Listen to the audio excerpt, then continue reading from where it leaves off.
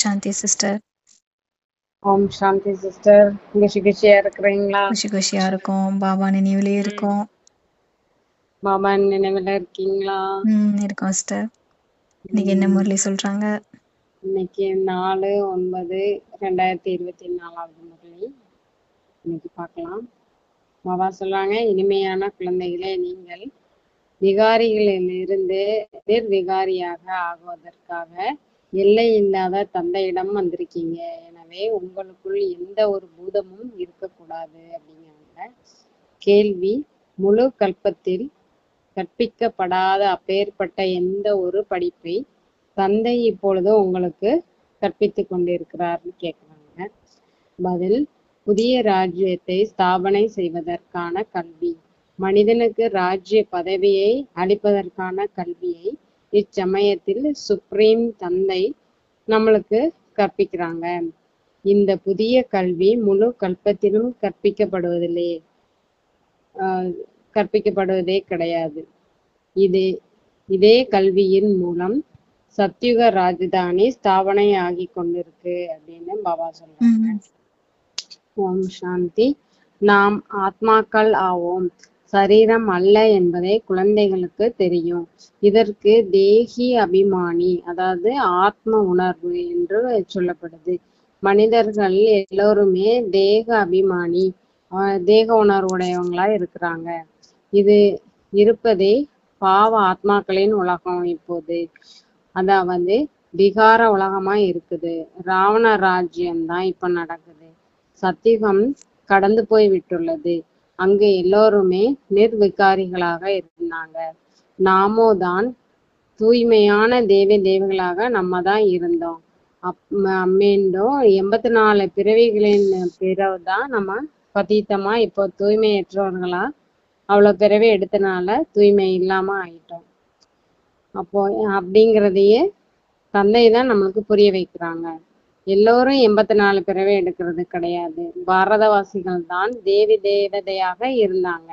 அவர்கள் தான் 82, 83, 84 பிறவிகளை எடுத்திருக்காங்க.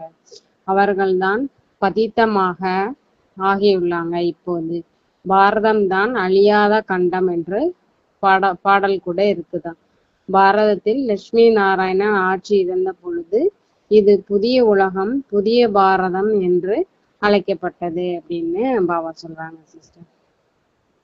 பாபா சொல்றாங்க, இப்ப இருக்கிறது பழைய உலகம், பழைய பாரதம். அங்க புதிய உலகத்துல சம்பூர்ண நிர்வீகாரிகளா இருந்தாங்க. அங்க எந்த ஒரு விகாரமுமே இல்ல. சத்தியுகத்துல இந்த தேவதைகள் தான் 84 பிறவி எடுத்து இப்ப பதீத்தமா ஆயிருக்காங்க.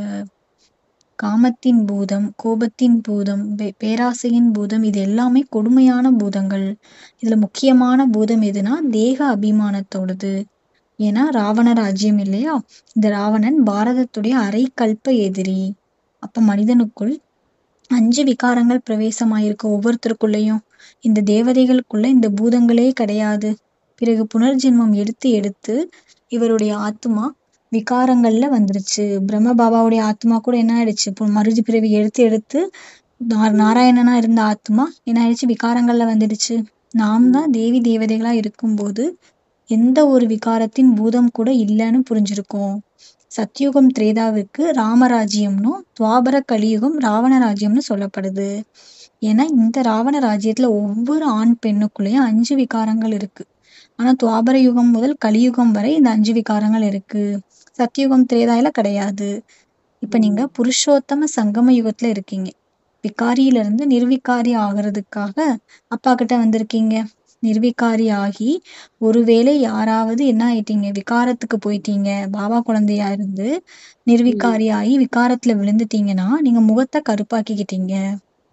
அதாவது மீண்டும் வெண்மையான முகமா மாத்துறது ரொம்ப கஷ்டம். அதாவது 5 அடுக்கு மாடியில இருந்து கீழே விழுகிறது மாதிரியாம். எலும்புகள் எல்லாமே நொறுங்கி போயிடும். அப்போ எதுவுமே மிஞ்சாது. 5வது மாடியில இருந்து கீழே விழுந்தா, அடுக்கு மாடியில இருந்து அந்த மாதிரி ஆத்மாவுடைய சக்தி எல்லாம் போயிடும். ஏன்னா காமம் மகா எதிரி அப்படின்னு பகவான் கீதையில கூட சொல்லியிருக்காரு. பாரதத்தின் உண்மையான ஒரு தர்ம சாஸ்திரமாக இருக்கிறது கீதை. ஒவ்வொரு தர்மத்தின் சாஸ்திரம் கூட ஒவ்வொரு தர்மத்துக்கும் சாஸ்திரம் இருக்கு. ஒரே ஒரு சாஸ்திரம். இப்ப பௌத்த மதத்துக்கு கௌதம புத்தருடைய சாஸ்திரம் ஒண்ணு இருக்கு. ம், அப்புறம் இதுல கிறிஸ்தவ தர்மத்துல வந்து பைபிள் இருக்கு, குரான் ம், இருக்கு இஸ்லாமிய தர்மத்துலன்ற மாதிரி. பாரதத்துக்கு வந்து இந்து தர்மத்துக்கு வந்து கீதை இருக்கு. ம், பாரதவாசிகளுக்கு நிறைய சாஸ்திரங்கள் இருக்கு. பக்தி ம், மார்க்கத்துல புதிய உலகத்தின் சதோ பிரதானமான கோல்டன் ஏஜ் தங்க யுகம். அங்க அந்த சங்க யுகத்துல எந்த சண்டை சச்சரவுமே இருக்காது. நீண்ட ஆயுள் இருக்கும். எவர் வெல்த்தி இருக்கும். ம். எல்லாருமே செல்வந்தர்களா அங்க இருப்பீங்க. ஆரோக்கியமா இருப்பீங்க.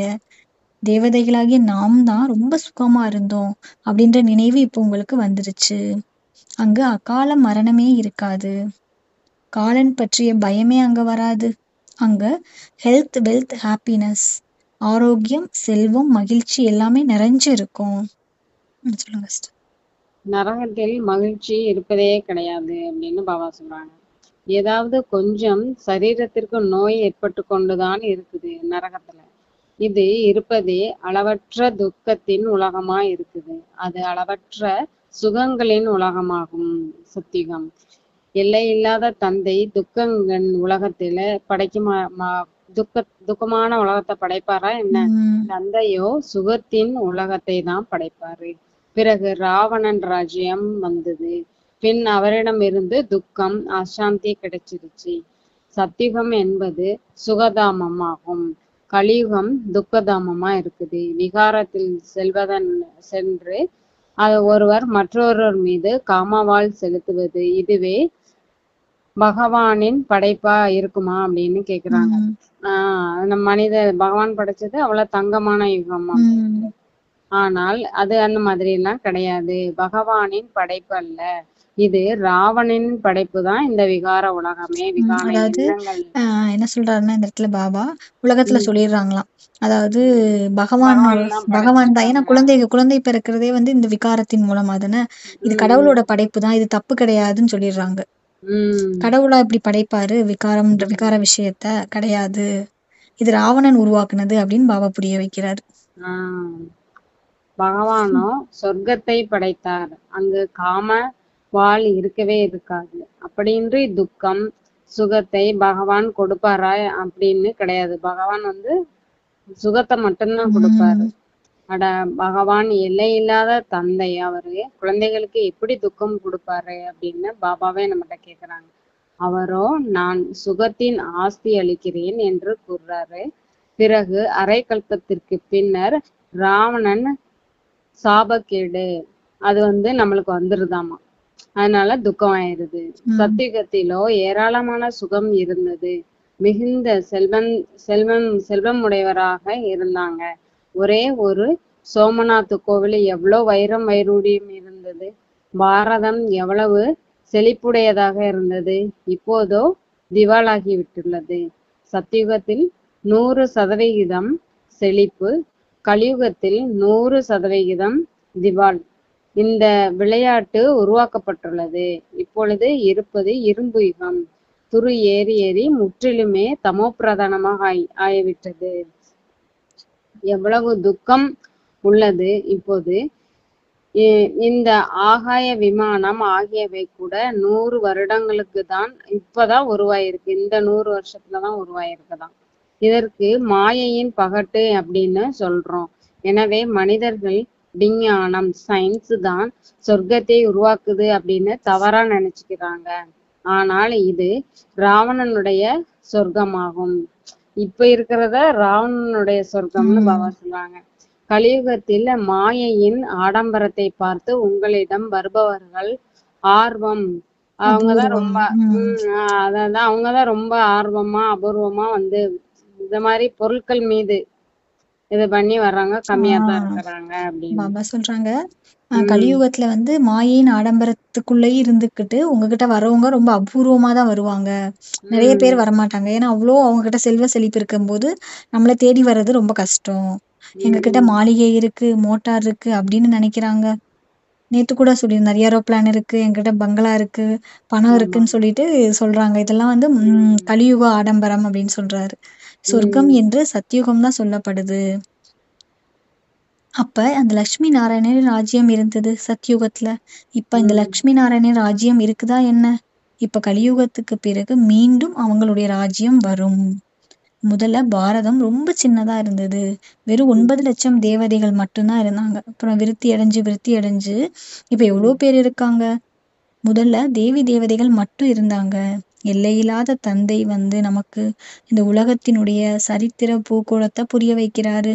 தந்தை இல்லாம வேற யாராலையும் இது புரிய வைக்க முடியாது.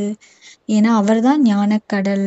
அனைத்து ஆத்மாக்களுக்கும் தந்தையே அவர்தான். ஆத்மாக்கள் அப்ப எல்லோருமே சகோதரர்கள். பிறகு சகோதரன் சகோதரி ஆயிடுறாங்க இந்த சரீரத்துல வரும்போது, ஆண் பெண் ஆகும்போது. நீங்கள் அனைவருமே ஒரு பிரஜாபிதா பிரம்மா மூலம் தத்தெடுக்கப்பட்ட குழந்தைகள். அனைத்து ஆத்மாக்களுக்கும் அவருடைய குழந்தைகள் தான். பிரம்மா பாபாவுடைய அவருக்கு சிவ தந்தையினுடைய ஆத்மாக்கள் அனைவருமே சிவ தந்தையினுடைய குழந்தைகள். அவருக்கு பரமபிதான்னு நம்ம சொல்றோம். அவருடைய பெயர் என்ன? சிவன்.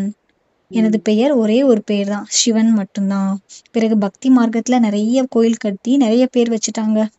பபுல்நாத், முல்லை மலராக்குபவர்னு வச்சுட்டாங்க, சோமநாத்ன்னு வச்சுட்டாங்க. அப்படி நிறைய பேர் எனக்கு வச்சுட்டாங்க. பக்தியின் சாமான்கள் எவ்வளோ இருக்கு. அதை படிப்புன்னு சொல்ல மாட்டாங்க. அங்க லட்சியமே கிடையாது. அது இருப்பதே கீழே இறங்குறதுக்கான வழிதான். அங்க கீழே இறங்கி தமோ பிரதானமாக ஆகும்போது பிறகு அனைவரையும் சதோ பிரதானமாக ஆக்குறதுக்கு நான் வரேன். நீங்கள் சதோ பிரதானமாக ஆகி சொர்க்கத்துக்கு போறீங்க. மற்றவங்க எல்லாருமே சதோ பிரதானமாக ஆகி சாந்தி தாமத்துக்கு போயிடுறாங்க. இது எல்லாத்தையும் நல்ல முறையில புரிஞ்சுக்கோங்க. தந்தை பதித்தர்களாகிய நம்மள வந்து பாவனமாக்குறதுக்கு வராரு. நம்ம தான் கூப்பிட்டோம், வாங்க பதித்த பாவனரே வந்து எங்களை பாவனமாக்குங்கன்னு கூப்பிட்டீங்க. இப்ப நான் முழு உலகத்தையுமே பாவனமாக்குறதுக்காக வந்திருக்கேன். மனிதர்கள் கங்கா ஸ்நானம் செய்யறதுனால பாவனமாயிடலாம்னு நினைக்கிறாங்க. கங்கையை தான் பதித்த பாவனின்னு நினைக்கிறாங்க. கிணத்துல இருந்து தானே தண்ணி வருது, அதையும் கங்கை தண்ணீர்னு நினைச்சு குளிக்கிறாங்க. மறைமுகமான கங்கைன்னு சொல்லிக்கிறாங்களாம். தீர்த்த யாத்திரையில அல்லது எந்த ஒரு மலை மீது சென்றாலும் அங்க மறைமுகமான அதற்கும் மறைமுகமான கங்கைன்னு பேர் வச்சிடுறாங்க. இது எல்லாமே பொய்.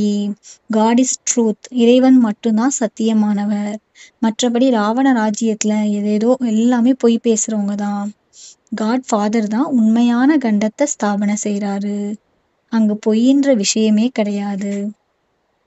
தேவதைகளுக்கு போக், அதாவது நெய்வேத்தியம் கூட தூய்மையானதாக படைக்கிறாங்க. இப்பொழுது இருப்பதே அசுர ராஜ்யம். சத்யுக திரேதா இருப்பதில் ஈஸ்வரிய ராஜ்யம். சத்யுகம் திரேதாயுகமும் ஈஸ்வர ராஜ்யம். அது இப்பொழுது ஸ்தாபனை ஆகி கொண்டிருக்குது. இறைவனே வந்து அனைவரையும் பாவனமாக ஆக்குறாரு. தேவதைகளிடம் எந்த விகாரமும் இருக்கிறதே கிடையாது. ராஜா ராணி எப்படியோ அப்படியே பிரஜைகள் எல்லோருமே தூய்மையா இருப்பாங்க. இங்கு இருப்பவர்கள் எல்லாருமே பாவம் செய்பவர்கள், அதாவது காம விகார உடையவர்களாக மற்றும் கோபம் உடையவர்களாக இருக்கிறாங்க. புதிய உலகத்திற்கு சொர்க்கம் என்றும் இதற்கு நரகம் என்றும் சொல்லப்படுது. தந்தையை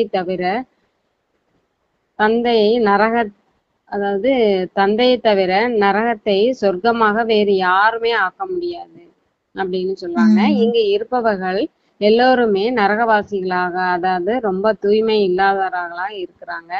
சத்தியுகத்தில் இருப்பவங்க பாவனமாக தூய்மையானவங்க மட்டும்தான் அங்க இருப்பாங்க. அங்கு நாங்கள் பதித்த நிலையிலிருந்து பாவனம் ஆவதற்காக ஸ்நானம் செய்கிறோம் என்று கூற மாட்டாங்க. அவங்க குளிக்கிறப்போ நாங்க தூய்மையாகிறதுக்காக குளிக்கிறோம்னு கூட சொல்ல மாட்டாங்களாம். இது பல்வேறு விதமான மனித சிருஷ்டி என்ற விருட்சமாகும். விதை ரூபமாக இருப்பவர் பகவான் தான். அவரே படைப்பை படைக்கிறார். முதலில் தேவி தேவதைகளை படைக்கிறார். பிறகு திருப்தி அடைந்து இத்தனை தர்மங்கள் ஆகிவிட்டன. முதலில் ஒரு தர்மம் தான் ராஜ்யம், ஒரு தர்மம் தான் இருந்தது.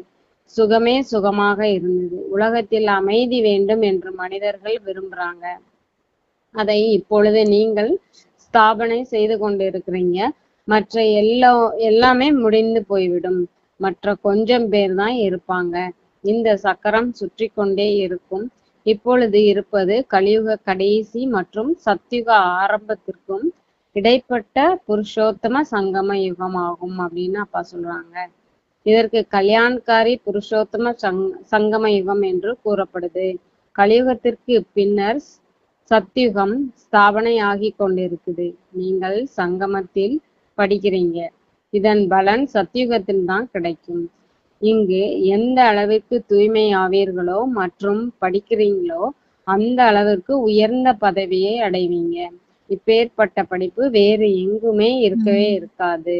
உங்களுக்கு இந்த படிப்பின் சுகம் புது உலகத்தில் கிடைக்கும். ஏதாவது பூதம் இருந்தது என்றால் ஒரு தண்டனை வாங்க வேண்டியது வரும். நம்ம ஒரு பூதம் ஒண்ணு இருந்துச்சுன்னா தண்டனை ஏதாவது வாங்கணும், இல்லைன்னா மற்றொன்று அங்கு குறைவான பதவி அடையணும். ரெண்டுல ஒண்ணு ஏதாவது நடக்கும்னாங்க. யாரு சம்பூர்ணமாகி மற்றவர்களுக்கு கற்பிக்கிறார்களோ பின் அவர்கள் உயர்ந்த பதவி அடைவார்கள். எத்தனை சென்டர்கள் இருக்குது, லட்சக்கணக்கான சென்டர்கள் ஆகிவிடும் இன்னும் கொஞ்ச நாள்ல. முழு உலகத்திலுமே சென்டர்கள் நிறைந்து விடும். அந்த அளவுக்கு சென்டர்ஸ் வந்துரும் அப்படிங்கிறாங்க பாபா. பாபா கொஞ்ச சொல்றாங்க நாள் தான் இருக்குது. பாபா சொல்றாங்க எவ்வளவு சென்டர் இப்போ ஏற்கனவே பாபா ஆரம்பிக்கும் போது இருந்ததுக்கு இப்ப எவ்வளவு முன்னேற்றம் ஆயிடுச்சு. முழு உலகத்துல 150 150 கண்ட்ரீஸ்க்கு மேல ஸ்ப்ரெட் ஆயிடுச்சு. அது எவ்வளவு சென்டர் வந்துருச்சு, லட்சக்கணக்கான சென்டர் ஆயிடும். அப்ப சொல்லியிருக்காரு பாபா, முழு உலகத்திலயுமே சென்டர்கள் திறந்துடுவாங்க. ஏன்னா பாவ ஆத்மால இருந்து எல்லாருமே புண்ணிய ஆத்மா ஆகிதான் ஆகணும். ஏன்னா வீட்டுக்கு போகணும்னா கண்டிப்பா மாறிதான் ஆகணும். உங்களுடைய லட்சியம் கூட இருக்கு. கற்பிப்பவர் ஒரே ஒரு சிவதந்தை. அவர்தான் ஞானக்கடல், சுகக்கடல். தந்தை தான் வந்து கற்பிக்கிறாரு. இவர் கற்பிக்கிறது இல்ல. இந்த பிரம்ம பாபா நமக்கு பாடம் சொல்லி தரல. இவர் மூலமாக இவருடைய சரீரத்தை பயன்படுத்தி தந்தை தான் நமக்கு பாடம் சொல்லி தர்றார். இவருக்கு பகவானின் ரதம், பாக்கியசாலி ரதம்னு சொல்லப்படுது. உங்களை எவ்வளவு கோடான கோடி மடங்கு பாக்கியசாலியா மாத்துறாரு. நீங்கள் தான் மிகவும் செல்வந்தர் ஆகுறீங்க. நீங்க ஒருபோதும் சத்யுகத்துலதான் ஒருபோதும் நீங்க நோய்வாய்ப்படுறதே கிடையாது. ஹெல்த், வெல்த், ஹாப்பினஸ், ஆரோக்கியம், செல்வம், மகிழ்ச்சி எல்லாமே கிடைச்சிடுது. இங்க செல்வம் இருந்தா கூட வியாதி வந்துடுது. ரொம்ப ரிச்சா இருக்காங்க, ஆனா என்ன ஆயிடுது, ஏதாவது நோயினால படுத்துடுறாங்க. அப்ப அவங்களால ஹாப்பியா இருக்க முடியாது. ஏதாவது சிறிதளவாவது துக்கம் வந்துடுது. ஆனா அங்க சத்யுகத்தினுடைய பெயரே சுகதாமம், சொர்க்கம், பாரடைஸ். இந்த லட்சுமி நாராயணருக்கு இந்த ராஜ்யத்தை யாரு கொடுத்தா? இது யாருக்குமே தெரியாது. அவங்க கூட பாரதத்துலதான் இருந்தாங்க, ஆனா உலகத்துக்கே அதிபதியா இருந்தாங்க. அங்க அந்த சத்தியுகத்துல எந்த பிரிவுமே இருக்காது. ஆனா இப்ப எவ்வளவு பிரிவு பிரிச்சு வச்சிருக்காங்க. இது ராவண ராஜ்யம். துண்டு துண்டா ஆக்கி வச்சிருக்காங்க. சண்டை போட்டுக்கிட்டே இருக்காங்க முழு பாரதத்துல. ஆனா சத்தியுகத்துல முழு பாரதத்துக்குமே ஒரே ஒருத்தருடைய ராஜ்யம். அந்த தேவி தேவதைகள் லட்சுமி நாராயணருடைய ராஜ்யத்துக்கு கீழதான் இருந்தது. அங்க மந்திரிகள் இருக்க மாட்டாங்க. இங்க பாருங்க எத்தனை மந்திரிகள் இருக்காங்க. ஏன்னா அப்ப யாருக்கு அட்வைஸ், அறிவுரை கொடுக்கறதுக்கு அங்க மந்திரிகள் தேவைப்பட்டாங்க. ஏன்னா இங்க அறிவற்றவர்களா இருக்கிறதுனால மந்திரிகள் இருக்காங்க. அங்க மந்திரிகளே தேவைப்படாது.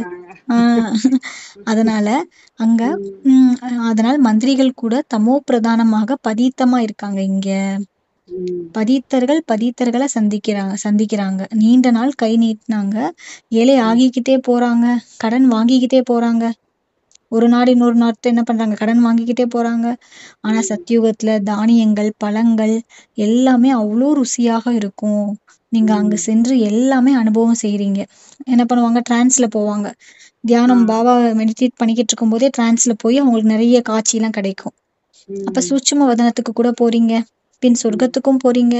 எல்லாத்தையுமே பார்த்துட்டு வருவாங்க சிஸ்டர்ஸ் எல்லாம். அப்ப சிருஷ்டி சக்கரம் எப்படி சுத்துதுன்னு தந்தை சொல்றாரு. முதல்ல பாரதத்துல ஒரே ஒரு தேவி தேவதா தர்மம் தான் இருந்தது, வேற எந்த தர்மமுமே இல்ல. பிறகு துவாபர யுகத்துல இருந்து ராவண ராஜ்யம் ஆரம்பமாயிடுச்சு. இப்ப இருப்பது விகாரி உலகம். பிறகு நீங்க தூய்மையாகி நிர்விகார தேவதைகளா ஆகுறீங்க. சொல்லுங்க. இது பள்ளிக்கூடம் தான். பாபா நடத்துறது வந்து ஒரு பெரிய பள்ளிக்கூடம் அப்படிம்பாங்க. நான் குழந்தைகளாகிய உங்களை ராஜாவாகவே, அதாவது ராஜயோகம் குழந்தைகளுக்கு கற்பிக்கிறேன் அப்படின்னு பகவானே சொல்றாங்க. நீங்கள் வருங்காலத்தில் இது போல ஆவீர்கள், அதாவது ராஜாவா ஆயிடுவீங்க. இந்த கல்வி படிக்கிறதுனால. கல்வி வேறு எங்குமே இந்த மாதிரி கல்வி, ராஜா ஆகக்கூடிய கல்வி வேற எங்குமே கிடைக்கவே கிடைக்காதுன்னு சொல்றாங்க. தந்தை தான் கற்பித்து புதிய உலகத்தை, ராஜ்யத்தை நம்மளுக்கு கொடுக்குறாங்க. சுப்ரீம் ஃபாதர், உயர்ந்த தந்தை, ஆசிரியர், அப்புறம் சத்குருவும் ஒரே ஒரு சிவபாபா தான் இருக்கிறாங்க. பாபா என்றாலே, அதாவது தந்தை என்றாலே அவசியம் ஆஸ்தி கிடைக்கணும்ல. பகவான் அவசியம் சொர்க்கத்தின் ஆஸ்தியை தான் அளிக்கிறாரு. வருட வருடம் எரிக்கப்படும் ராவணன் பாரதத்தினுடைய முதல் நம்பர் எதிரி அவர்தான் அப்படின்னு சொல்றாங்க. ராவணன் இப்பேற்பட்ட அசுரனாக ஆகிவிட்டுள்ளார். அப்போ இவரிடம் ராஜ்யம் 2500 வருடங்கள் அப்படியே ஒரு ராஜ்யம் தான் நடக்குது, ராவணோட ராஜ்யம். நான் உங்களை சுகதாமத்திற்கு அதிபதியாக ஆக்குறேன் என்று உங்களுக்கு தந்தை கூறுறாரு. நம்மளுக்கு ராவணன் உங்களை துக்க தாமத்திற்கு கூட்டி செல்றாரு. ராவணன் உங்களுடைய ஆயுளும் இதனால குறைஞ்சிருது. ஏன்னா சத்தியுகத்தில் நம்மளுக்கு நீண்ட ஆயுள் இருக்கும்ல, இங்க ராவண ராஜ்யத்துல நம்ம ஆயுளுமே குறைஞ்சுதான். திடீரென்று அகால மரணம் ஏற்படுது. அநேக வியாதிகள் வந்து கொண்டே இருக்குது. அங்கு இப்பேற்பட்ட எந்த ஒரு விஷயமும் இருக்கிறதே கிடையாது. பெயரே சொர்க்கம் என்பதாகும். இப்பொழுது தங்களை இந்து என்று அழைக்கிறாங்க. ஏன்னா பதித்தமாக தூய்மை இல்லாதவங்களா இருக்கிறீங்க. எனவே தேவதை என்று அழைத்து கொள்ள தகுதியே கிடையாது. தந்தை இந்த ரதத்தின் மூலம் அமர்ந்து புரிய வைக்கிறாங்க. உங்களுக்கு கற்பிப்பதற்காக இவர் அருகாமையில் வந்து அமர்கிறார். ஆக இருவரும் படிக்கிறாங்க. நாம் அனைவரும் மாணவர்கள் ஆவோம்.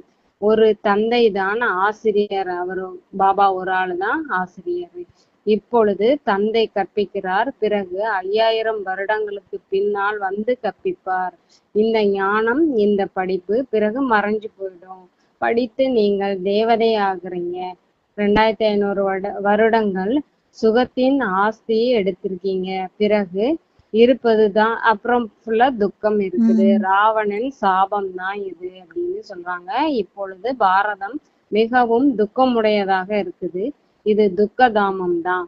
பதித்த பாவனரே வாருங்கள், வந்து பாவனமாக ஆக்குங்கள் அப்படின்னு நம்ம தான் பாபாவை கூப்பிடுறோம். இப்போ உங்களுக்கு பாபா சொல்றாங்க, பதித்த பாவனரே வாங்கன்னு நீங்க தானே கூப்பிட்டீங்க. இப்ப உங்களுக்குள்ள எந்த விகாரமும் கூப்பிட்டீங்க, நான் வந்துட்டேன். இப்ப எல்லா ஞானமும் கொடுத்துட்டேன். அதனால இப்ப உங்களுக்குள்ள எந்த ஒரு விகாரமும் இருக்கக்கூடாது. ஏன்னா அரை கல்பத்தின் வியாதி அவ்வளவு சீக்கிரம் சரியாகாது. நீங்கி விடுமா என்ன? நிறைய முயற்சி பண்ணணும். அந்த படிப்புல கூட யார் நல்லா படிக்கிறது இல்லையோ அவங்க என்ன ஆயிடுவாங்க, தோல்வி அடைஞ்சிருவாங்க. யார் பாஸ்வீத்தானர் ஆகுறாங்களோ அவங்களுக்கு தான் ஸ்காலர்ஷிப் கிடைக்கும். உங்கள கூட யார் நல்ல முறையில தூய்மையாகி பிறகு மற்றவர்களையும் ஆக்குறாங்களோ அவங்கதான் பரிசு பெறுறாங்க. 8 மணிகளின் மாலை கூட இருக்கு, அது பாஸ்வீத்தானர் ஆகுறாங்களோ அவங்களுடையது. பிறகு 108 மாலை இருக்கு, அந்த மாலை கூட நல்லா நினைவு செய்யப்படுது. மனிதர்கள் இதனுடைய ரகசியம்லாம் அவங்களுக்கு தெரியுமா? தெரியாது. மாலையின் மேல இருக்கிறது மலர், பிறகு இருக்கிறது இரட்டை மணி. ஃபர்ஸ்ட் ஒரு டாலர் மாதிரி இருக்குமா, அது சிவபாபா. அதுக்கப்புறம் 2 மணி பிரம்ம பாபா மம்மா. அதுக்கப்புறம் நிறைய மணிகள்லாம் இருக்குமா. பெண் ஆண் இருவருமே தூய்மை ஆகுறாங்க. இவர்கள் அந்த முக்கியமா இந்த ஜெப மாலை அதெல்லாம் இந்த மாதிரி இருக்குமா. இவங்க தூய்மையாக இருந்தாங்க, சொர்க்கவாசி என்று அழைக்கப்பட்டிருந்தாங்க. இதே ஆத்துமாதான் மறுபிறவி எடுத்து எடுத்து பதித்தமாயிடுச்சு. பிறகு இங்கிருந்து தூய்மையாகி பாவன உலகத்துக்கு போறாங்க. இது எல்லா ஹிஸ்டரியும் பாபா என்ன பண்றாரு நமக்கு சொல்றாரு. விகாரி ராஜாக்கள் நிர்விகாரி ராஜாக்களுக்கு கோயில் ஆகியவையெல்லாம் கட்டி அவங்கள பூஜை பண்றாங்க. அதான் நிர்விகாரி ராஜானா யாரு? லட்சுமி நாராயணன். அவங்களுக்கு என்ன பண்றாங்க, அடுத்தடுத்து வரக்கூடிய ராஜாக்கள்லாம் என்ன பண்றாங்க, கோயில் கட்டுறாங்க. பிறகு அவங்களே என்ன பண்றாங்க, பூஜிக்க, அதாவது திரும்ப லட்சுமி நாராயணர் தான் என்ன பண்ணாங்க, தேவதையா பூஜிக்கத்தக்க நிலையில இருந்து பூசாரி ஆயிட்டாங்க. விகாரி ஆகுறதுனால அந்த ஒளியின் கிரீடம் அவங்க கிட்ட இருந்து போயிடுது. இது எல்லாமே நாடகத்துல அமைக்கப்பட்டிருக்கு. இது எல்லையில்லாத அதிசயமான நாடகம். முதல்ல ஒரு தர்மம் தான் இருந்தது, அதற்கு ராமராஜ்யம்னு சொல்லப்பட்டது. பிறகு மற்ற தர்மத்தினர் கொஞ்சம் கொஞ்சமா வராங்க. இந்த சிருஷ்டியின் சக்கரம் எப்படி சுற்றி கொண்டிருக்கிறது அப்படின்னு தந்தை தான் நமக்கு புரிய வைக்கிறாரு. பகவானோ ஒரே ஒருவர் தான். பாபா இன்னைக்கு வரம் கொடுக்கறாங்க, கவலையற்ற மகாராஜா ஆகுங்க. மாயாவுடைய நிழல்ல இருந்து வெளியேறி நினைவு என்ற குடை நிழலுக்குள் இருக்கக்கூடிய கவலையற்ற மகாராஜா ஆகுங்கள். யார் சதா பாபாவுடைய நினைவு என்ற குடை நிழலுக்கு கீழே இருக்காங்களோ அவர் தன்னை சதா பாதுகாப்பாக இருப்பதாக அனுபவம் பண்ணுவாங்க.